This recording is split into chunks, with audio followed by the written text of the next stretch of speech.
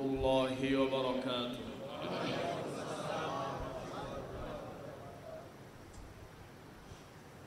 إن الحمد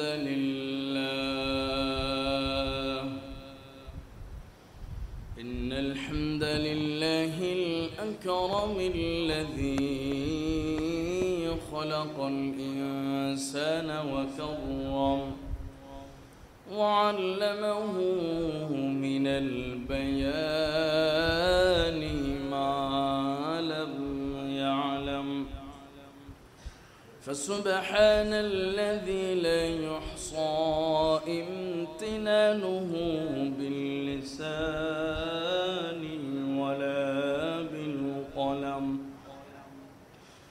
ونشهد أن لا إله إلا الله وحده لا شريك له، ونشهد أن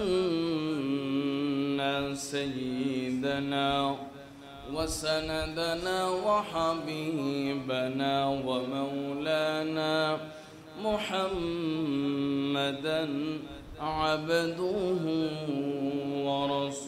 ورسوله الذي أرسله بالحق بشيرا ونذيرا وداعيا إلى الله بإذنه وسراجا وقمرا منيرا. أما بعد فقد قال الله تبارك وتعالى في كلامه المجيد وفي فرقانه الحميد: أعوذ بالله من الشيطان الرجيم. بسم الله الرحمن الرحيم. فرح المخلفون بمقعدهم خلاف رسول الله وكرهوا أن يجاهدوا بأموالهم وأنفسهم في سبيل الله. وقال صاحب القرآن صلى الله عليه وسلم: للصائم فرحتان، فرحة عند فطره وفرحة عند لقاء ربه، أو كما قال النبي صلى الله عليه وسلم. وقال تعالى في شان حبيبه ومحبوبه آمرا ومخبرا: إن الله وملائكته يصلون على النبي يا أيها الذين آمنوا صلوا عليه وسلموا تسليما. اللهم صل على محمد وعلى آل محمد كما صليت على إبراهيم وعلى آل إبراهيم إنك حميد مجيد. اللهم بارك على محمد وعلى آل محمد كما باركت على إبراهيم وعلى آل إبراهيم إنك حميد مجيد. وزمان معززتي حاملي قرآنه أورتم خرزلي له تاركي قرآنه بلغ العلا بكماله كشف الدجى بجماله حسنت جميع خصاله صلوا عليه وآله حبيب خدا أشرف أنبياء كعرش مجيد بواد متكا بلغ العلا بكماله كشف الدجى بجماله حسنت جميع خصاله صلوا عليه وآله يا رب صل وسلم دائما أبدا على حبيبك خير الخلق كلهم মুআজ্জাজ মুহতারাম সম্মানিত সুধী মুসল্লিয়ানে কেরাম বেরাদারানে ইসলাম আল্লাহ পাক রব্বুল ইজ্জাত ওয়াল জালালের দরবারে আমরা সর্বপ্রথম শুকরিয়া আদায় করছি যে আল্লাহ পাক রব্বুল আলামিন দীর্ঘ একটি মাস সিয়াম সাধনার পর আজকে পবিত্র ঈদুল ফিতরের দুরাকাত ওয়াজিব নামাজ আদায়ের উদ্দেশ্যে আল্লাহ পাক রব্বুল আলামিনের প্রিয় ঘর মসজিদে এসে বসার তৌফিক দান করেছেন এবং সাথে সাথে নামাজের পূর্বে অত্যন্ত গুরুত্বপূর্ণ সময় কোরআন ও হাদিসের আলোকে কিছু আলোচনা করা এবং শোনার তৌফিক দান করলেন সেই রব্বে কারীমের দরবারে আমরা শুকরিয়াতান কালিমাতুল শুকর আদায় করছি আমরা সকলেই পড়ি আলহামদুলিল্লাহ অতঃপর আমাদের বাইতুল হুদা জামে মসজিদ পরিবারের পক্ষ থেকে অত্র এলাকার সর্বস্তরের মুসলমান ভাই এবং পাশাপাশি মাইকের আওয়াজ যতদূর পর্যন্ত যাচ্ছে সকলের প্রতি আমাদের পবিত্র ঈদুল ফিতরের শুভেচ্ছা ঈদুকুম মুবারাক তাকাব্বালাল্লাহু মিন্না ওয়া মিনকুম সালিহাল আ'মাল আল্লাহ পাক রব্বুল আলামিন যেন আমাদের এই 2024 ঈদুল ফিতর এই ঈদুল ফিতরকে আমাদের সকলের জন্য বরকতময় কল্যাণময় করেন আমরা সকলেই পড়ি আমিন সম্মানিত সুধী মুসল্লিয়ানে কেরাম সবচেয়ে বড় আনন্দ এবং খুশির বিষয় হলো আজকে প্রতিটি রোজাদারের জন্য নবীজি সাল্লাল্লাহু আলাইহি ওয়াসাল্লাম বলেছেন লিসাইমি ফারহাতান ফারহাতুন ইনদা ফিতরিহি ওয়া ফারহাতুন ইনদা লিকাই রাব্বিহ নবীজি সাল্লাল্লাহু আলাইহি ওয়াসাল্লাম বলেছেন যে প্রতিটি রোজাদারের জন্য মৌলিকভাবে আনন্দের মুহূর্ত হলো দুইটি প্রতিটি রোজাদারের জন্য আনন্দের মুহূর্ত হলো দুইটি আনন্দের সময় হলো দুইটি এক নাম্বার সময় হলো দুনিয়াতে যখন এক মাস সিয়াম সাধনার পরে ঈদুল ফিতর আসে ঈদুল ফিতরের নামাজ আদায় করতে পারে আদায় করে যখন বাড়ির দিকে প্রত্যাবর্তন করে বা ঈদুল ফিতর উদযাপন করার যদি সুযোগ পায় সময় পায় ওই সময়টা হলো একজন রোজাদারের জন্য সবচেয়ে আনন্দের মুহূর্ত এরপর নবীজি সাল্লাল্লাহু আলাইহি ওয়াসাল্লাম বলছেন ওয়া ফারহাতুন ইনদা লিকাই রাব্বিহ আর এরপরে আনন্দের আরেকটি মুহূর্ত হলো সেটি এই দুনিয়ার আনন্দের চাইতে হাজারো গুণ বেশি আনন্দ এবং বেশি সুখের এবং বেশি ভালো লাগার ভালোবাসার সেটি হলো আল্লাহ পাক রব্বুল আলামিন যখন রোজাদারের রোজার পুরস্কার হিসেবে আল্লাহ পাক স্বয়ং নিজেই যখন রোজাদারের সঙ্গে সাক্ষাৎ করবেন ওই সময় হবে রোজাদারের প্রকৃত আনন্দ জোরে বলেন সুবহানাল্লাহ নবীজি সাল্লাল্লাহু আলাইহি ওয়াসাল্লাম বললেন লিসাইমি ফারহাতান, ফারহাতুন ইনদা ফিতরিহি ওয়া ফারহাতুন ইনদা লিকাই রাব্বিহি। রোজাদারের দুইটি আনন্দের সময়, দুইটি আনন্দের মুহূর্ত, দুইটি আনন্দের সময়। এক নাম্বার হলো রোজাদার যখন এক মাস রোজা রাখার পর ঈদ উদযাপন করে, আর দুই নাম্বার হলো এই রোজার পুরস্কার হিসেবে আল্লাহ পাক যখন নিজেই তার সঙ্গে সাক্ষাৎ করবেন, মোলাকাত করবেন। হাদিস শরীফের মধ্যে নবীজি আমার জানিয়ে দেন, আস-সাওমু লি ওয়া আনা আজজি বিহি ওয়া ফি রিওয়ায়াতিন ওয়া আনা উজজা বিহি। নবীজি বলেন, দুনিয়ার মানুষ যখন আল্লাহকে রাজি খুশি করার জন্য রোজা রাখে, আল্লাহ পাক রব্বুল আলামিন বলেন, আস-সাওমু লি ওয়া আনা আজজি বিহি। এই রোজা হলো কেবলমাত্র আমার জন্য, এই রোজা কেবলমাত্র আমি আল্লাহকে সন্তুষ্ট করার জন্য।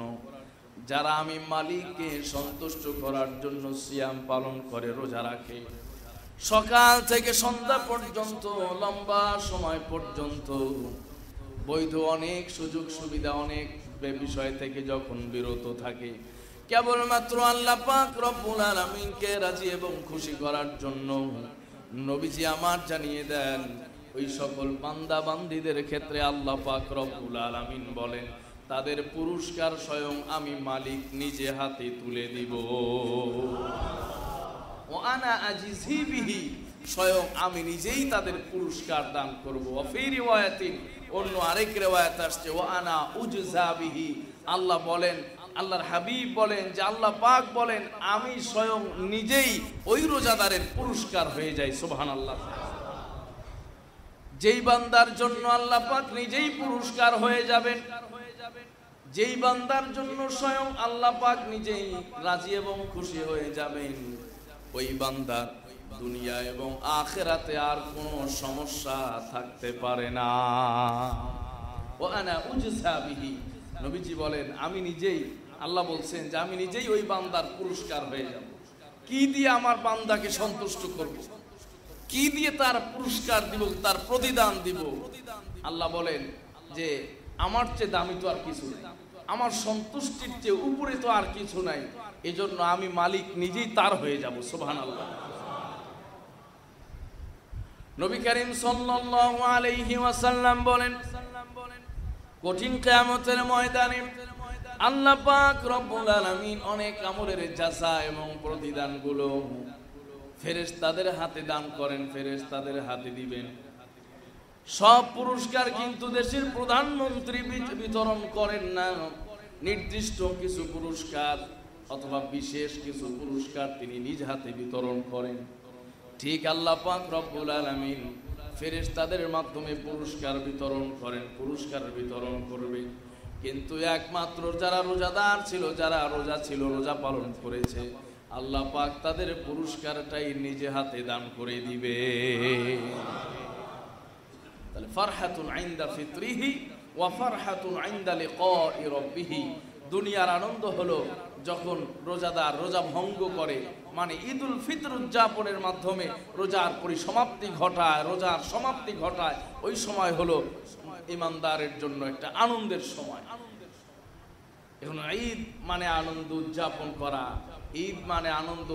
এখানে নবীজি হাদিসে বললেন, যখন রোজাদার রোজা থেকে বিরত হয়ে যায়, ফিতর মানে রোজা ভঙ্গ করা, রোজা শেষ করে দেওয়া, ফিতর উদযাপন করা, এর মধ্য দিয়ে রোজাদার আনন্দিত হয়।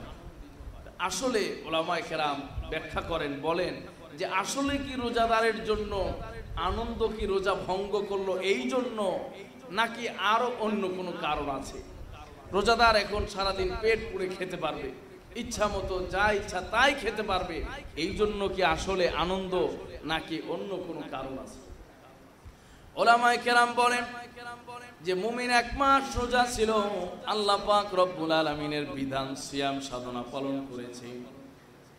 এই যে এক মাস রোজা রাখলো, এক মাস আল্লাহর বিধান পালন করলো, এই এক মাস রোজা পালন করার পরে যখন রোজা ঈদুল ফিতর উদযাপনের মাধ্যমে রোজা শেষ করলো, এখন সারাদিন সব কিছু খেতে পারবে, সব কিছু তারা পানাহার করতে পারবে। এই যে খাবার ভোগ করা, পানাহার করা, এই জন্য আনন্দ নয়, বরং প্রকৃত আনন্দ হলো যে এক মাস আল্লাহ রাব্বুল আলামিন আমাদের সবাইকে তার একটা বড় বিধান পালন করার সুযোগ দিয়েছেন। একজন ইমানদারের জন্য এর চেয়ে আনন্দের আর খুশির কোনো কারণ হতে পারে না, ঠিক কি না? খাবারের জন্য রোজা আমরা ভঙ্গ করলাম, রোজা খুললাম, ইফতার করলাম বা ঈদুল ফিতর উদযাপন করলাম, মিষ্টি মুখ করলাম, একে অপরের সঙ্গে কোলাকুলি করলাম, কুশল বিনিময় করলাম, মুসাফা করলাম, মোয়ানাকা করলাম, ভালো রান্না বান্না হলো, এক জায়গা থেকে আরেক জায়গায় গেলাম, দাওয়াত জিয়াফত খেলাম। এই জন্য মোমেন আনন্দিত নয়, বরং মোমেন তো আনন্দিত এই জন্য যে আল্লাহ পাক আমাকে বিগত এক মাস তার গোলামি করার সুযোগ দিয়েছেন। তিনি যে একটা বড় বিধান জারি করেছিলেন, পূর্ণ একটি মাস সেই বিধানটি আমাদের পালন করার সুযোগ দিয়েছেন। আর আল্লাহর গোলামি করতে পারার মধ্যেই মোমেনের ইমানদারের সবচেয়ে বড় আনন্দ, ঠিক কিনা? আল্লাহর গোলামি করার চাইতে বড় আনন্দ আর ইমানদারের এই দুনিয়াতে আর কিচ্ছু হতে পারে। তাহলে প্রকৃত আনন্দ হলো রোজাদারের জন্য, এই কারণে যে রোজাদার বিগত একটি মাস আল্লাহ পাকের বিধান সিয়াম পালন করার সুযোগ পেয়েছে, নবীজির সুন্নাহ তারাবির সালাত আদায় করতে পেরেছে। এর চেয়ে আনন্দ আর কিছু হতে পারে না। এটাই হলো মূল আনন্দের কারণ। নবী করিম সাল্লাল্লাহু আলাইহি ওয়াসাল্লাম বলেন, ওয়া আনা উজুজা বিহি, যখন মুমিন, যখন কোনো গোলাম, যখন কোনো বান্দি আল্লাহর আদেশ পালন করতে গিয়ে আনন্দিত হয়, আল্লাহর আদেশ পালন করতে গিয়ে যখন খুশি হয়, নবীজি আমার আরেকটি হাদিসের মধ্যে বলেন, ইদা সাররাতকা হাসানাতু ওয়া সাআতকা সাইয়্যাতু, যখন তোমার গুনাহ তোমাকে ব্যথিত করে আর যখন তোমার নেক তোমাকে আনন্দিত করে, ফাআনতা মুমিন, ওই সময় তুমি জেনে নাও তুমি প্রকৃত ঈমানদার। সুবহানাল্লাহ। তাহলে ইদা সাররাতকা হাসানাতু, যদি তোমার নেকির কাজ করলে ভালো লাগে, আমল করলে ভালো লাগে, ইবাদত বন্দেগী করলে ভালো লাগে, ওয়া সাআতকা সাইয়্যাতু, আর গুনাহ হয়ে গেলেই মনটা খারাপ হয়ে যায়, গুনাহ হয়ে গেলেই দুঃখিত হয়, ভারাক্রান্ত হয়। নবীজি বলেন, ফাআনতা মুমিন, তুমি আসলে মুমিন। যার গুনাহ তাকে ব্যথিত করে আর যার নেক কাজ তাকে আনন্দিত করে, সেই হলো প্রকৃত ঈমানদার। ঠিক রোজাদার এক মাস রোজা রাখার পরে যে আনন্দিত হলো, এটাই তার ঈমানের বহিঃপ্রকাশ। আর আল্লাহ পাক ঈমানের সর্বোচ্চ পুরস্কার রেখেছেন হলো আল্লাহর জান্নাত। সুবহানাল্লাহ। যখন কোন ঈমানদার আল্লাহকে রাজি খুশি করার জন্য দুনিয়ার সব বিষয়কে তুচ্ছ জ্ঞান করে, দুনিয়ার আরাম আয়েশকে তুচ্ছ জ্ঞান করে, দুনিয়ার সব সুযোগ সুবিধাকে তুচ্ছ মনে করে, আল্লাহকে রাজি খুশি করার জন্য যখন দুনিয়াটাকে ছেড়ে দেয়, আল্লাহ পাক রব্বুল আলামিন ওই বান্দার জন্য এত খুশি হয়ে যান, এত খুশি হয়ে যান, ওই বান্দার জন্য মালিক নিজেই সবকিছুর আঞ্জাম করে দেয়। সুবহানাল্লাহ। আল্লাহ যখন দেখেন যে আমার বান্দা আমার জন্য সব ছেড়ে দিয়েছে, আমার জন্য কত কোরবানি দিচ্ছে, আমার জন্য কত কিছু ছেড়ে দিল, কত কিছু বিয়োগ করলো, আল্লাহ পাক রব্বুল আলামিন ওই বান্দার জন্য সমস্ত অসাধ্য বিষয়গুলো ওই বান্দার জন্য প্রস্তুত করে দেন, তৈরি করে দেন। সুবহানাল্লাহ। প্রিয় ভাইরা, তাহলে আজকে ঈদুল ফিতরে আমাদের মূল আনন্দের কারণ হলো, রোজাদারদের মূল আনন্দের কারণ হলো যে আল্লাহ পাক রব্বুল আলামিন বিগত একটি মাস আমাদেরকে সিয়াম সাধনা করার তৌফিক দিয়েছিলেন, সুযোগ দিয়েছিলেন। কথা বলেন ঠিক কিনা? এটাই হলো আমাদের মূল আনন্দের কারণ, এটাই হলো আমাদের মূল খুশির কারণ। এছাড়া আর দ্বিতীয় কোনো খুশি নাই। আল্লাহ পাক যদি আমাদের বলতেন যে আরো এক মাস রোজা রাখতে হবে, অবশ্যই আমরা প্রত্যেকেই প্রস্তুত ছিলাম। কথা বলেন ঠিক কিনা? আমরা সেই নিয়ামত থেকে আমরা এখন কি হয়ে গেলাম? বঞ্চিত হয়ে গেলাম, বিচ্যুত হয়ে গেলাম, আমরা রমজান থেকে দূরে সরে গেলাম। এটা আমাদের জন্য দুঃখের।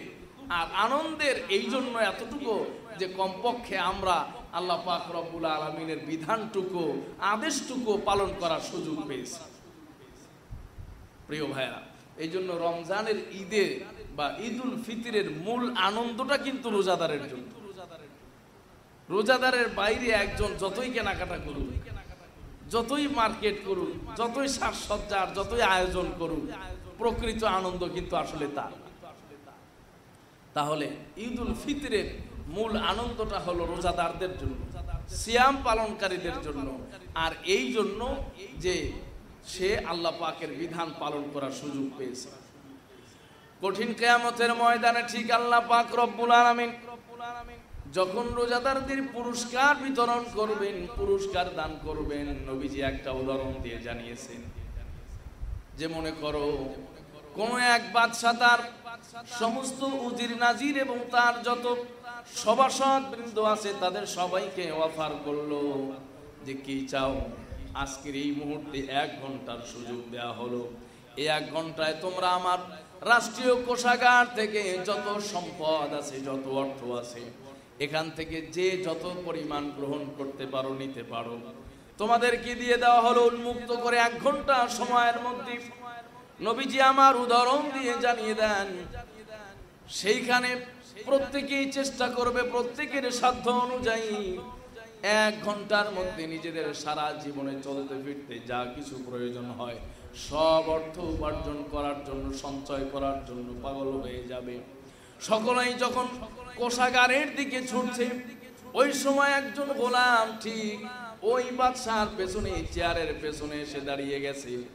ঠিক 1 ঘন্টা পার হয়ে গেল, সবাই যার যা মতো নিজ ইচ্ছা মতো রাষ্ট্রীয় কোষাগার থেকে অর্থ সঞ্চয় করলো, কিন্তু ওই গোলাম কোনো কিছু সঞ্চয় করলো না, মনিবের পেছনে দাঁড়িয়ে আছে। যখন 1 ঘন্টা সময় শেষ হয়ে গেল, মনিব তখন সবাইকে আবার ডাকলেন। ডাকার পরে বললেন, তোমাদের মধ্যে সবচেয়ে বোকা কি, আর তোমাদের মধ্যে সবচেয়ে চালাককে আমি একটু দেখতে চাই। সবাই বলল, আমাদের মধ্যে সবচেয়ে অমুক হলো চালাক, কারণ 1 ঘন্টার সময় সে যা অর্জন করেছে, সঞ্চয় করেছে, আমরা কেউ করতে পারি নাই, আমাদের সবার চাইতে বেশি সঞ্চয় করলো। এরপরে বাদশা আবার বললেন, এই মুহূর্তে আমি একটু জানতে চাই তোমাদের মধ্যে সবচেয়ে বোকা কে। সবাই লোকজন দেখায় দিল, আপনার চেয়ারের পেছনে যে দাঁড়িয়ে আছে সে হলো সবচেয়ে বোকা, কারণ 1 ঘন্টার সময় পার হয়ে গেল, আমরা নিজেদের জীবনের ভবিষ্যতে যা কিছু প্রয়োজন সব কিছু আমরা সঞ্চয় করলাম, আহরণ করলাম, কিন্তু 1টা ঘন্টা সে অনর্থক নষ্ট করলো আপনার চেয়ারের পেছনে দাঁড়িয়ে, একটা অর্থ করি কোনো কিছুই সঞ্চয় করলো না। এর চাইতে বোকা আর কেউ হতে পারে না। এরপরে যখন ওই পেছনের ব্যক্তিটিকে মনিব জিজ্ঞেস করলো, সবাই তোমাকে বোকা সাব্যস্ত করতেছে, তুমি তোমার ভবিষ্যতের জন্য কিছুই সঞ্চয় করলে না। তখন ওই গোলাম বলতেছে, মনিব, সবাই নিজেদের আপনার রাষ্ট্রীয় কোষাগার থেকে অর্থ সঞ্চয় করেছে, অর্থ নিয়ে কতদিন পর্যন্ত চলতে পারবে, আর তারা তো অর্থ সঞ্চয় করেছে, আর আমি স্বয়ং অর্থের যিনি মালিক তাকেই সঞ্চয় করেছি। কারণ এই কোষাগারের মালিক তো আপনি, তারা কোষাগার থেকে 1 ঘন্টায় কতটুকু নিতে পেরেছে, আর আমি তো স্বয়ং এই কোষাগারের মালিককে অর্জন করেছি। জোরে বলেন সুবহানাল্লাহ।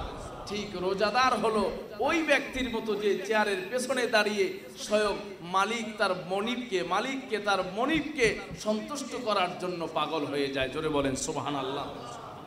মানুষ দুনিয়া নিয়ে ব্যস্ত, দুনিয়ার ভোগ বিলাস নিয়ে ব্যস্ত, আর রোজাদার 1টি মাস সিয়াম সাধনার মধ্য দিয়ে সে ওই কোষাগার থেকে 1 বছর, 2 বছর, 10 বছরের অর্থ সঞ্চয় করে না, বরং স্বয়ং মালিককে অর্জন করে ফেলে। সুবহানাল্লাহ।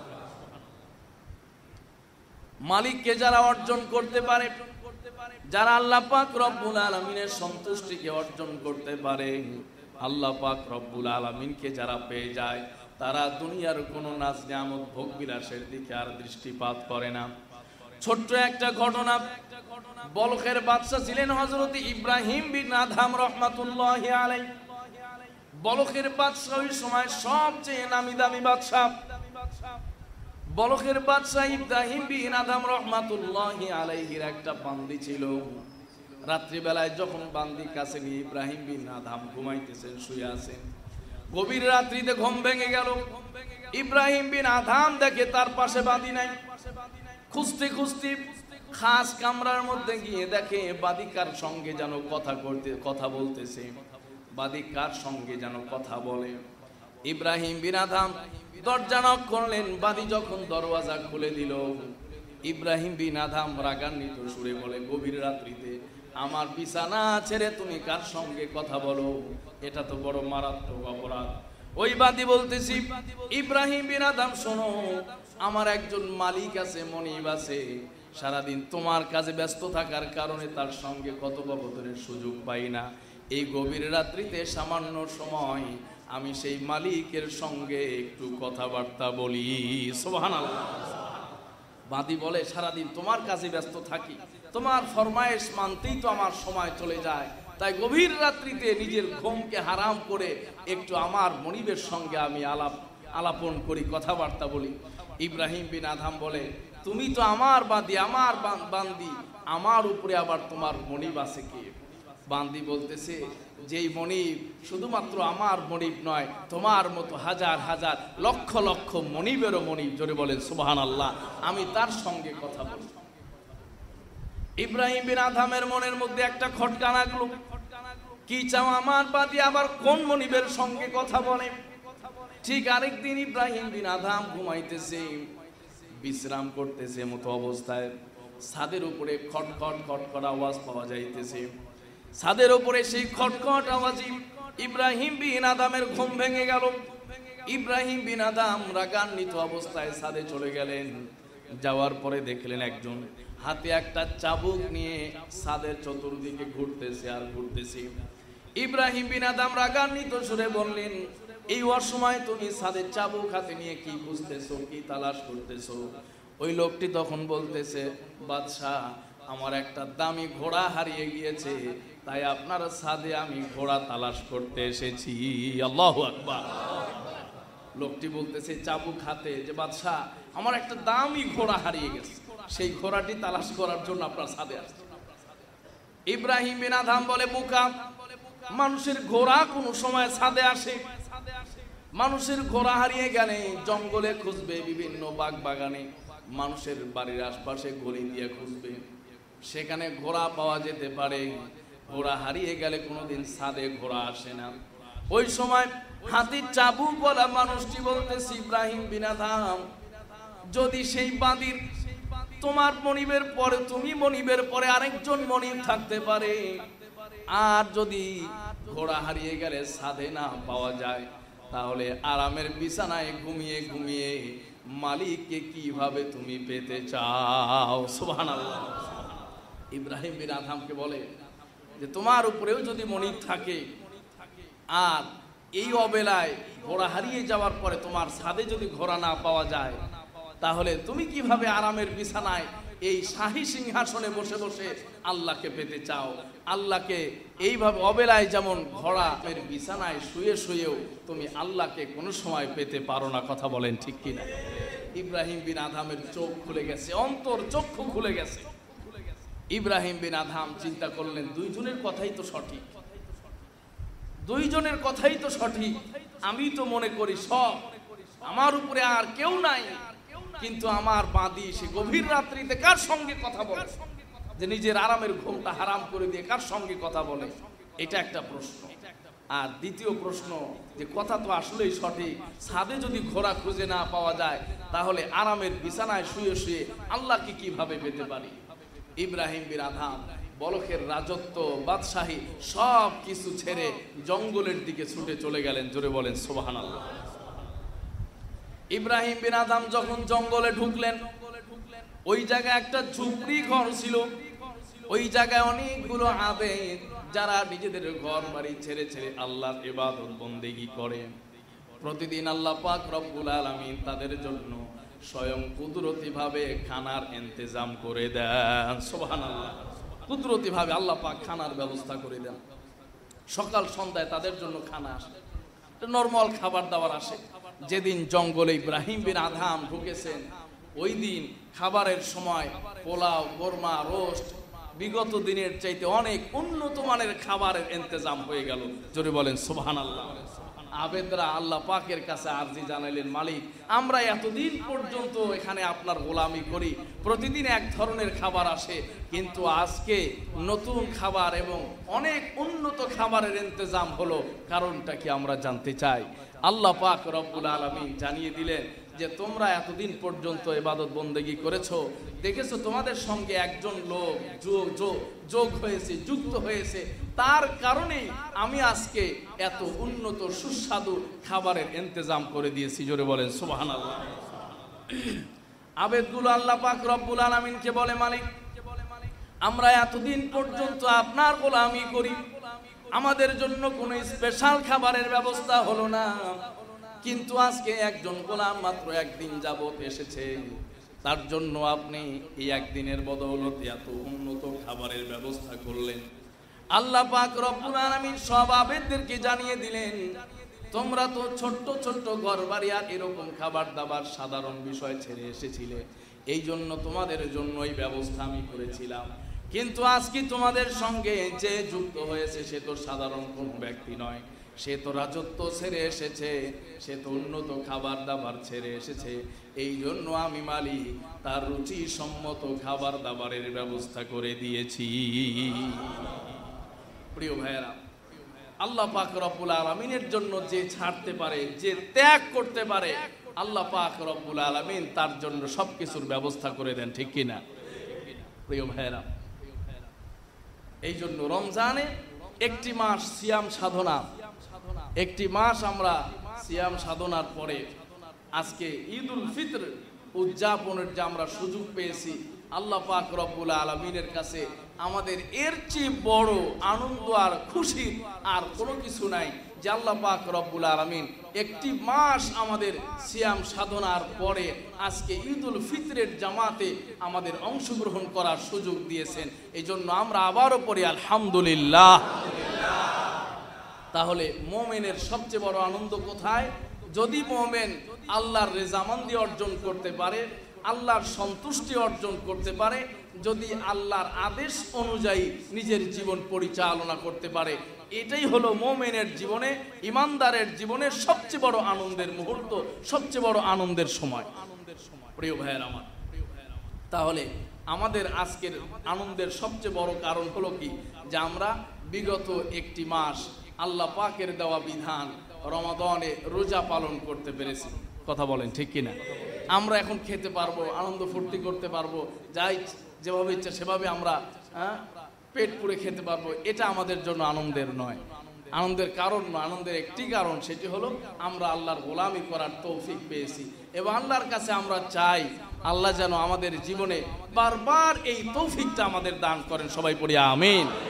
আমাদের সেই পরিমাণ সুস্থতা এবং আমাদের হায়াতে যেন আল্লাহ পাক বরকত দেন, যেন আমাদের জীবনে বারবার এই সুযোগটা, রমাদানে সিয়াম পালনের এই সুযোগটা যেন আমরা পেতে পারি।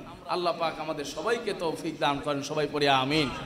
সম্মানিত হাজিরিন, প্রিয় ভাইয়েরা আমার, এটাই হলো আমাদের রমাদানের ঈদুল ফিতর উদযাপন বা ঈদুল ফিতরের আনন্দের মূল কারণ। দেখেন, ইসলাম একটা জীবন বিধান, যেই জীবন বিধানে সব কিছুই আছে, আনন্দ, চিত্ত বিনোদন, সব কিছুর ব্যবস্থা আল্লাহ পাক রেখেছেন। সুবহানাল্লাহ। সম্মানিত সুধী, আলহামদুলিল্লাহ, আজকে আমাদের 7:30টায় জামাত দেওয়া হয়েছে এবং আপনারা জানেন একটি জামাতে আমাদের অনুষ্ঠিত হবে। আমাদের পর্যাপ্ত পরিমাণ আলহামদুলিল্লাহ মুসল্লি দাঁড়ানোর এবং নামাজের ব্যবস্থা আলহামদুলিল্লাহ রয়েছে বাইতুল হুদা জামে মসজিদে। সেজন্য আমাদের নিচতলায় মসজিদ আছে। আমাদের মাস আল্লাহ পাকের গোলামি করার সুযোগ পেয়েছি। নবী করিম সাল্লাল্লাহু আলাইহি ওয়াসাল্লাম আরেকটি হাদিসের মধ্যে বলেছেন, যখন রমাদান শেষ হয়ে যায়, রমাদান শেষ হয়ে যখন ঈদের রাত্রি চলে আসে, নবীজি সাল্লাল্লাহু আলাইহি সাল্লাম বলেন, ইযা কানা ইয়াউমু ঈদিহিম বাহা বিহিম মালাইকাতুহু ফাকালা ইয়া মালাইকাতি মা জাযাউ আজীরিন ওয়াফা আমালাহু। আল্লাহ পাক রব্বুল আলামিন ফেরেশতাদের একটা বৈঠক করেন, একটা মজমা তৈরি করেন। ফেরেশতাদের একটা মজমা হয়ে যায়, এরকম একটা সুন্দর মজমা হয়। ওই সময় আল্লাহ পাক ফেরেশতাদেরকে লক্ষ্য করে বলেন, ফেরেশতারা, আমার যে সমস্ত বান্দারা, আল্লাহ এইভাবে উল্লেখ করেন, যে মা আজিরিন মা জাযাউ আজিরিন ওয়াফা আমালাহু, যেই শ্রমিক তার মনিবের কাজ পরিপূর্ণভাবে আদায় করলো, তার পারিশ্রমিক, তার পুরস্কার কিরূপ দেওয়া উচিত, কিভাবে দেওয়া উচিত?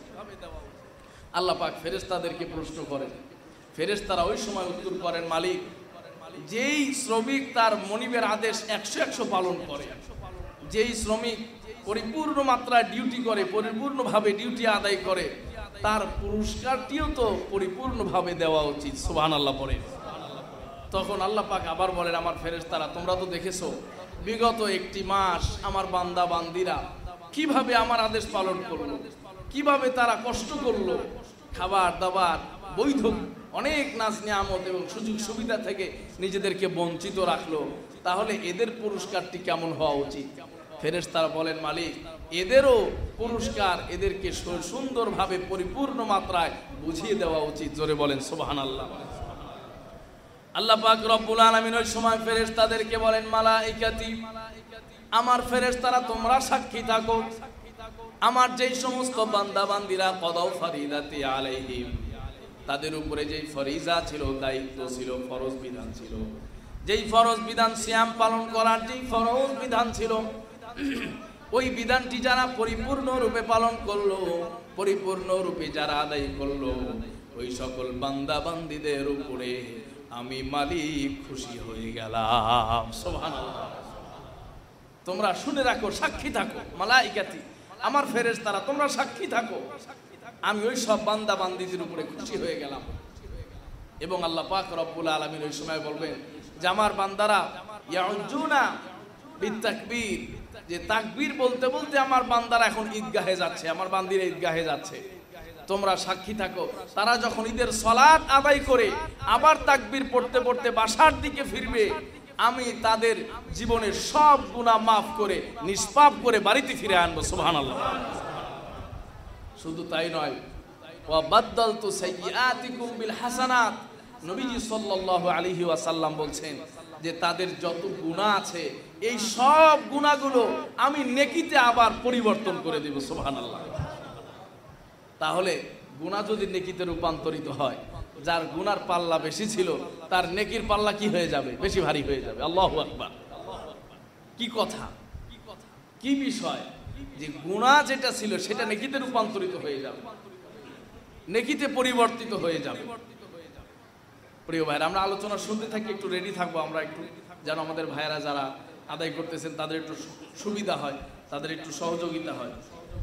তাহলে আল্লাহ পাক রব্বুল আলামিন বলেন, বাদদালতু সাইয়্যাতিকুম বিল হাসানাত, আমার বান্দা বান্দিরা তোমাদের যে গুনাহ ছিল, অতীতে পাপ ছিল, সেই পাপগুলোকে আমি নেকিতে রূপান্তরিত করে দিব।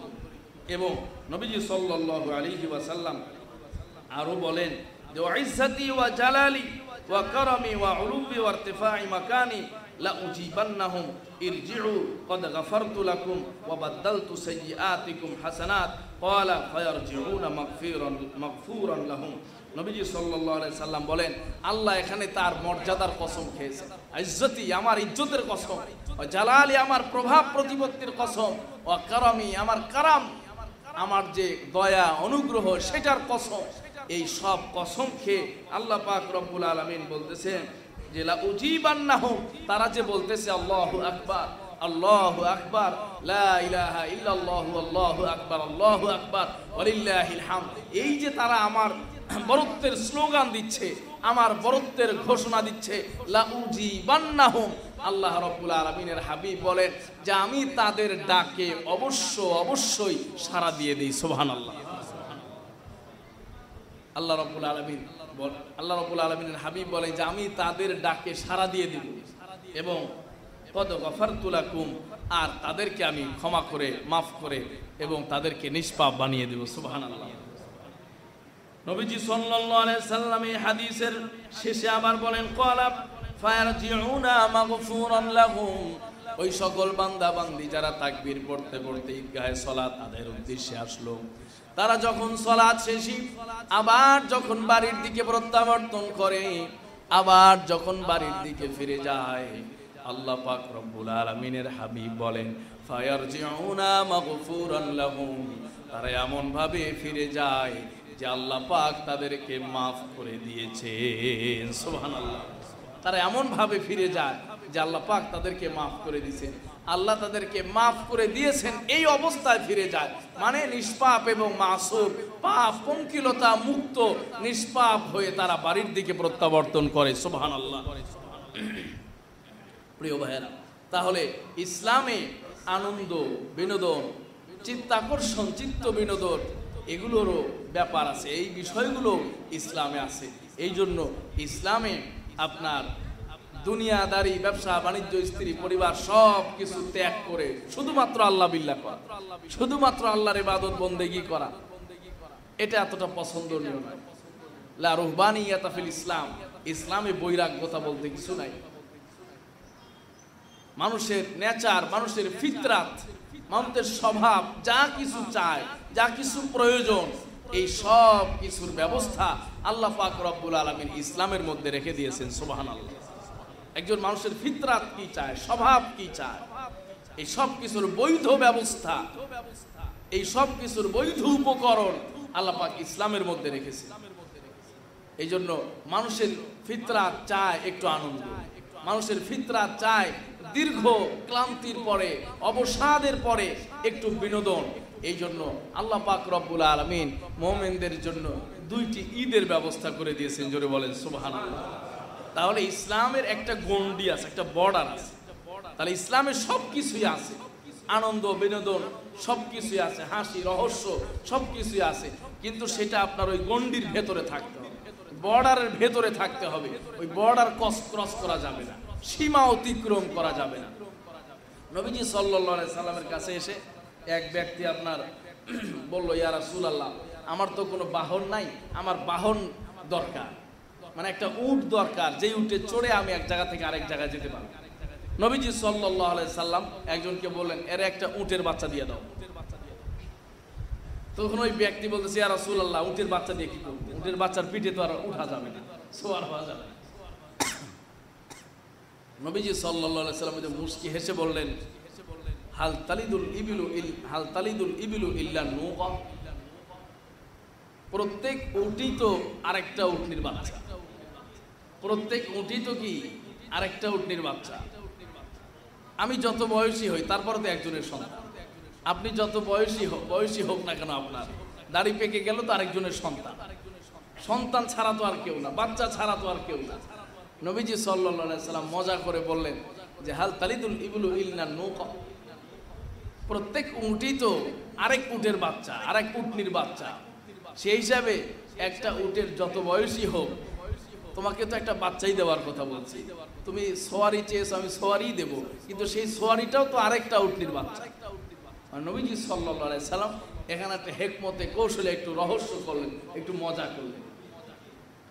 নবীজি সাল্লাল্লাহু আলাইহি ওয়াসাল্লামও মাঝে মধ্যে এরকম বৈধ চিত্ত বিনোদন, হাসি রহস্য, মজা করতেন। একবার হাসান এবং হুসাইন, বিশেষ করে হাসান এবং হুসাইন রাদিয়াল্লাহু তাআলা আনহু, এই দুই নাতিকে নিয়ে নবীজি সাল্লাল্লাহু আলাইহি সাল্লাম অনেক মজা করতেন, রহস্য করতেন। একবার হযরত হুসাইন রাদিয়াল্লাহু তাআলা আনহু নবীজিকে বললেন, ইয়া নানা, আপনি একটু, আমি ঘোড়ার পিঠে উঠব, আপনি একটু ঘোড়ার মতো হয়ে যান। মসজিদে নববীতে নবীজি সাল্লাল্লাহু আলাইহি সাল্লাম ঘোড়ার মতো হয়ে গেলেন। হযরত হুসাইন রাদিয়াল্লাহু তাআলা আনহু নবীজির কাঁধের উপরে উঠে ঘোড়া চালাচ্ছিলেন। জোরে বলেন সুবহানাল্লাহ। এক সাহাবী আসছেন অসময়, দেখলেন যে নবীজি মসজিদের মধ্যে ঘোড়ার মতো হয়ে আছেন আর হাঁটতে চলতেছেন, আর উপরে হযরত হুসাইন রাদিয়াল্লাহু তাআলা আনহু ঘোড়া দাবড়াচ্ছেন, ঘোড়ার উপরে বসে আছেন। সাহাবী বললেন যে হুসাইন, তোমার ঘোড়াটা তো বেশ দামি ঘোড়া। সুবহানাল্লাহ। নবীজি সাল্লাল্লাহু আলাইহি সাল্লাম বললেন, তুমি ঘোড়ার মালিককে দেখলে না? সুবহানাল্লাহ। বলে যে ঘোড়া যদি দামি হয়, ঘোড়ার মালিক আরো দামি। সুবহানাল্লাহ। কারণ নবীজি সাল্লাল্লাহু আলাইহি সাল্লাম একবার হযরত হাসান এবং হুসাইন রাদিয়াল্লাহু তাআলা আনহু নবীজি সাল্লাল্লাহু আলাইহি সাল্লামকে বললেন, মানিল আমজাদ ইয়া রাসূলুল্লাহ, না না, আপনি আর আমি, আমরা দুই ভাই, আমাদের মধ্যে সবচেয়ে শ্রেষ্ঠ কে, আমজাদ, সবচেয়ে দামি কে? নবীজি সাল্লাল্লাহু আলাইহি ওয়াসাল্লাম বলে, তোমরাই উত্তর দাও যে আমি আর তোমরা দুইজন, এই দুইজনের মধ্যে সবচেয়ে দামি কে? হাসান এবং হুসাইন রাদিয়াল্লাহু তাআলা আনহু বললেন, যে আনাল আমজাদ, নাহনুল আমজাদ, আমরাই হলো আপনার চেয়েও বেশি দামি, বেশি শ্রেষ্ঠ। জোরে বলেন সুবহানাল্লাহ। নবীজি সাল্লাল্লাহু আলাইহি সাল্লাম বলেন, কাইফা, কিভাবে, এটা কিভাবে সম্ভব? আমি হলাম দোজাহানের সর্দার, আখেরি নবী, বিশ্ব নবী, আমার চেয়ে তোমরা দুই ভাই শ্রেষ্ঠ হয়ে গেলা কারণ কি?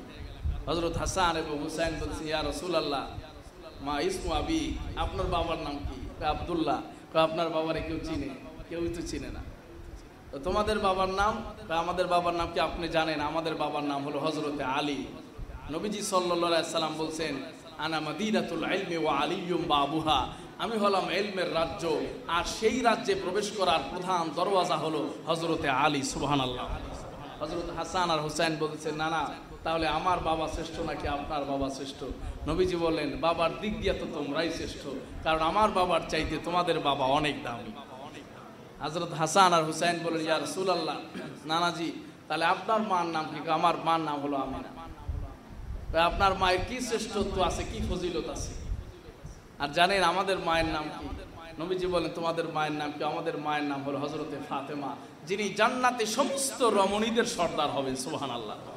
নবীজি বলেন, এই প্রশ্নেও আমি হেরে গেলাম, মায়ের দিক দিয়েও তোমরা শ্রেষ্ঠ। নবীজি সাল্লাল্লাহু আলাইহি সাল্লামকে আবার প্রশ্ন করলেন, নানা যান, আপনার নানার নাম? আমার নানার নাম হলো আব্দে মানাফ। আপনার নানারে কেউ চেনে? মক্কার, আরবের, কুরাইশের কেউ চেনে? নবীজি সাল্লাল্লাহু আলাইহি সাল্লাম বললেন যে আসলেই তো আমার নানাকে কেউ চেনে না। তো আপনার নানার কি ফজিলত আছে, কি শ্রেষ্ঠত্ব আছে? নবীজি বলেন, আমার নানার তো তেমন কোনো ফজিলত বা তেমন কোনো শ্রেষ্ঠত্ব আমি দেখি না। হযরতে হাসান আর হুসাইন বলেন, ইয়া রাসূলুল্লাহ, আপনি কি জানেন আমার নানার নাম? তোমার নানার নাম কি? আমার নানার নাম, নানা হলেন সাইয়্যিদুল আম্বিয়া ওয়ার রাসূল। এই পৃথিবীতে আল্লাহ যত নবী রাসূল পাঠিয়েছেন, সব নবী রাসূলদের সর্দার হলেন আমার নানা। জোরে বলেন সুবহানাল্লাহ। প্রিয় ভাইরা, নবীজি সাল্লাল্লাহু আলাইহি ওয়াসাল্লাম এইভাবে মজা করতেন, এইভাবে আনন্দ করতেন, বিনোদন করতেন। সবচেয়ে বড় ব্যাপার নবীজি সাল্লাল্লাহু আলাইহি সাল্লামের যে বিষয়টি ছিল, সেটি হলো নবীজি খুব কোমল স্বভাবের মানুষ, খুবই নরম মানুষ ছিলেন। নবীজি সাল্লাল্লাহু আলাইহি সাল্লামের সাহাবী হযরত আবু বকর সিদ্দিক রাদিয়াল্লাহু তাআলা আনহু, যাকে রাকিকুল কলব বলা হয়, সবচেয়ে নরম দিলের মানুষ, সবচেয়ে নরম হৃদয়ের অধিকারী। বলা হয় যে নবীজি সাল্লাল্লাহু আলাইহি সাল্লামের ইন্তেকালের পরে হযরতে আবু বকর সবচেয়ে বেশি কষ্ট পেয়েছিলেন। বলা হয় যে হযরতে আবু বকরের কলিজাটা পুড়ে গেছিল। এরপরে হযরত আবু বকর যতদিন জীবিত ছিলেন, ততদিন তার ঢেকুর দিলেই ভেতর থেকে পোড়া পোড়া গন্ধ আসতো। সুবহানাল্লাহ। পরে নবীজিকে এত মহব্বত করতেন, এত ভালোবাসতেন, তার দিলটা এত নরম ছিল। তাহলে হযরতে আবু বকর নবীজি সাল্লাল্লাহু আলাইহি ওয়াসাল্লামের সবচেয়ে বড় বৈশিষ্ট্য যেটা ছিল কোমল হৃদয়, নরম মেজাজ, সেইটা তিনি ধারণ করেছিলেন, তার ভেতরে ছিল। আমার নবীজি কত কোমল এবং কত আপনার এই নরম মেজাজের ছিলেন, নরম তবিয়ত এবং স্বভাবের ছিলেন। নবীজি সাল্লাল্লাহু আলাইহি ওয়াসাল্লাম স্বভাবতই বাচ্চাদের, শিশুদের, ছোটদেরকে সবচেয়ে বেশি স্নেহ করতেন, ভালোবাসতেন এবং তাদেরকে খুব আদর করতেন।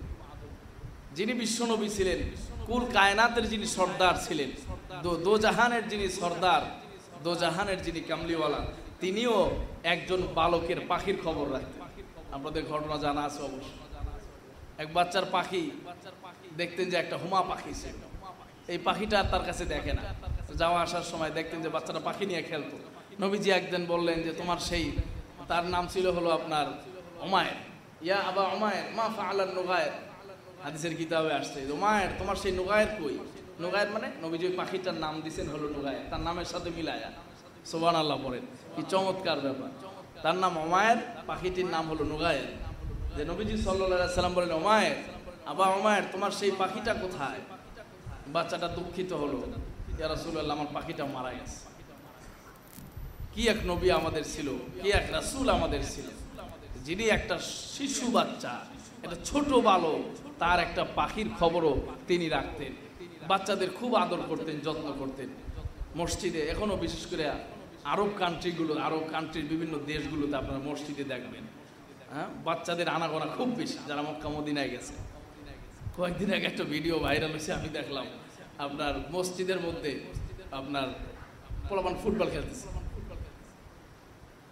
মসজিদে আসা, নবীজি সাল্লাল্লাহু আলাইহি ওয়াসাল্লাম এক হাদিসে বলছেন যে নামাজের শেষের কাতারে যদি পাখির কিচির মিচিরের মতো বাচ্চাদের আওয়াজ না পাওয়া যায়, তাহলে জেনে রেখো তোমাদের আগামী ভবিষ্যৎ প্রজন্ম নামাজি হবে না। বাচ্চাদেরকে মসজিদের প্রতি উৎসাহিত করা, বাচ্চাদেরকে মসজিদে নিয়ে আসা আমাদের বাংলাদেশে আসলে অনাকাঙ্ক্ষিত বিষয়। আমরা বয়স হলে মসজিদে আসি, মেজাজ হয়ে যায় খিটখিটা, বাচ্চা কাচ্চা দেখলি চেঁচাচেঁতি রাগারাগি শুরু করে। এই জন্য নবীজি সাল্লাল্লাহু আলাইহি সাল্লাম এগুলো কেয়ার করতেন, যে বাচ্চারা হলো আমাদের ফাউন্ডেশন, আমাদের সন্তানরা হলো আমাদের ফাউন্ডেশন। আমাদের বাচ্চাদের কথা কি বলবো, নবীজি সাল্লাল্লাহু আলাইহি সাল্লাম এক বয়স্ক মানুষ, জোয়ান, মসজিদে নববীতে ঢুকছেন, ওই সময় মাটির ফ্লোর, বালুর ফ্লোর, ঢুকে মসজিদে নববীতেই পেশাব করা শুরু করে। জোয়ান মানুষ, সব সাহাবীরা গেছেন আপনার তেরে গেছেন মারার জন্য, কি করতেছে এটা কোনো ব্যাপার কথা হইল, মসজিদে নববীতে আপনার পেশাব করা শুরু করে দিছে। নবীজি সাল্লাল্লাহু আলাইহি সাল্লাম বললেন, দাঁড়াও, একে তোমরা বিরক্ত করো না। নবীজি সাল্লাল্লাহু আলাইহি সাল্লাম সবাইকে থামাইলেন, পেশাব করা শেষ। এরপরে এক সাহাবীকে বললেন, যাও এখন পানি নিয়ে আসো। এক বালতি পানি নিয়ে আসাইলেন, পানিটা এখানে ঢেলে দিলেন, দেওয়ার পরে পরিষ্কার করায় দিলেন। এরপর নবীজি সাল্লাল্লাহু আলাইহি সাল্লাম ওই ব্যক্তিকে বললেন যে হাদা মসজিদ, এটা হলো একটা মসজিদ, এখানে ইবাদত করা হয়, এখানে পেশাব করতে নাই। তখন ওই ব্যক্তি বলছে, ইয়া রাসূলুল্লাহ, আমি এইরকম রাসূলই খুঁজতেছিলাম, আপনি আমাকে কালিমা পড়ায় মুসলমান বানায় দেন। সুবহানাল্লাহ। নবীজি সাল্লাল্লাহু আলাইহি সাল্লাম সাহাবায়ে কেরামকে বললেন, তোমরা যে পেশাব করার সময় একে বাধা প্রদান করতে চাইলাম, যদি তার পেশাব আটকে যেত তাহলে মরেও যেতে পারে, এই জন্য আমি তোমাদেরকে বাধা দিলাম। কারণ মানুষের পেশাব যদি আটকে যায় তাহলে মানুষের কষ্ট হয়, স্বাস্থ্যের ক্ষতি হয়। এই জন্য মানুষকে খুব সহজে, স্মুথলি, নরমভাবে, সুন্দরভাবে বুঝানো উচিত। প্রিয় ভাইয়েরা, নবীজি সাল্লাল্লাহু আলাইহি সাল্লাম ঈদের দিনেও আমাদের দুস্থ, দরিদ্র, অসহায় তাদের খবর রাখেন। নবীজি সাল্লাল্লাহু আলাইহি সাল্লাম বলছেন, এক রাস্তায় আসো, আরেক রাস্তা দিয়ে যাও, এক রাস্তা দিয়ে ঈদগাহে আসো, আরেক রাস্তা দিয়ে ঈদগাহে যাও। কেন? যেই রাস্তায় আসলে তাদের সঙ্গে কুশল বিনিময় করো, সালাম বিনিময় করো, ঈদের শুভেচ্ছা বিনিময় করো। আবার আরেক রাস্তা দিয়ে যাও, তাহলে তোমার ঈদের শুভেচ্ছা, ঈদের কুশল বিনিময়, সালাম আদান প্রদান, এর সংখ্যা যেন বেশি হয়, এর মানুষের সংখ্যা যেন বেশি হয়। সুবহানাল্লাহ পড়ে। কি চমৎকার দিন, কি চমৎকার ধর্মবাদ, কি চমৎকার বিধান আল্লাহ পাক রব্বুল আলামিন আমাদেরকে দান করেছে। আমরা আলহামদুলিল্লাহ পড়ি। প্রিয় ভাইয়েরা, এই ইসলামে বিনোদনের, চিত্ত বিনোদনের, আনন্দ ফুর্তির সব ব্যবস্থা রয়েছে। নবীজি সাল্লাল্লাহু আলাইহি সাল্লাম যখন মদিনায় গেলেন, মদিনায় যাওয়ার পরে নবীজি সাল্লাল্লাহু আলাইহি ওয়াসাল্লাম আপনার দেখলেন যে দুইটা দিন, নাইরুজ এবং মেহেরজানে, খুব আনন্দ ফুর্তি হয়, বিনোদন হয়। নবীজি বললেন যে তোমরা এগুলো এই দিনে কি করো? তখন সাহাবায়ে কেরাম বললেন, ইয়া রাসূলুল্লাহ, এই দুই দিন জাহিলি যুগে আমরা খেলাধুলা করতাম, ইত্যাদি ইত্যাদি, অনেক আনন্দ ফুর্তি, এই দুই দিনের এই আনন্দ ফুর্তি চলতেছে অনেক দিন যাবত। নবীজি সাল্লাল্লাহু আলাইহি সাল্লাম বললেন, আজ থেকে আল্লাহ পাক রব্বুল আলামিন এই দুই দিনের পরিবর্তে তোমাদের দুইটি ঈদ দান করেছেন। সুবহানাল্লাহ। একটা হলো রমাদানের ঈদ, আর একটা হলো ঈদুল আজহা। একটা হলো ঈদুল ফিতর, আর একটা হলো ঈদুল আজহা। তো আমরা সেই ঈদুল ফিতরে আমরা আজকে উপনীত হয়েছি। আল্লাহ পাক রব্বুল আলামিন আমাদের সবাইকে কবুল ও মঞ্জুর করেন। সবাই পড়ি আমিন।